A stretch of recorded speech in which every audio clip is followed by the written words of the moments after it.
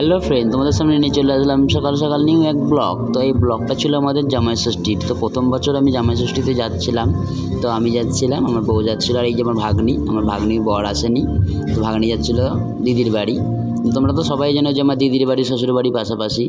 তো এই যে আমরা গেলে যাচ্ছিলাম জামাই ষষ্ঠীতে প্রথম বছর। তো প্রথম বছর বলতে আমাদের 2 বছর হয়ে গেছে বিয়ে। তো আমি প্রথম বছর যেতে পারিনি জামাই ষষ্ঠীতে, কেন আমি ছিলাম বাইরে।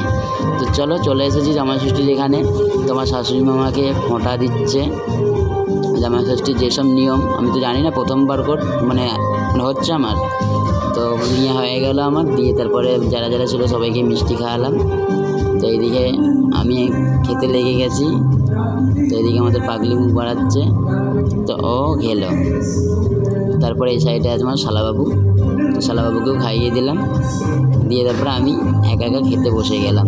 তো সত্যি কথা বলতে আমি প্রথম বছর জামাই ষষ্ঠীতে গিয়েছিলাম, আমার এত ভালো লেগেছে যে কী বলবো। মনে হচ্ছে যেন প্রত্যেক দিনই জামাই ষষ্ঠী হোক, কেন বলো তো, খাওয়া দাওয়াটা ভালো হয় আর কি এই করে। তো আমার বউ এসে আমার পাশে বসে গেছে। তো খুবই আমরা আনন্দ পেয়েছিলাম। আর ভিডিওটা আমি আগে ছাড়তে পারিনি, কেননা আমার কাজের চাপ ছিল। আমি জামাই ষষ্ঠীর পরের দিনকেই কলকাতায় চলে আসি। তো আমি একটু টাইম পেয়েছি আজকে, ভাবলাম ভিডিওটা তোমাদেরকে দেখাই। আর কার ভালো লাগছে আর কারা জামাই ষষ্ঠীতে গিয়েছিলো তারাও অবশ্যই কমেন্ট বক্সে জানাবে।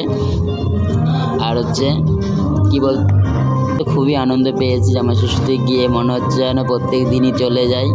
তো বন্ধুরা, তোমরাও কারা এই যে জামাই ষষ্ঠীতে গিয়েছিলে তারা অবশ্যই কমেন্ট করে জানাবে। আর এই ভিডিওটা দিতে দেরি হয়ে গেছে, কেউ কিছু মনে করো না।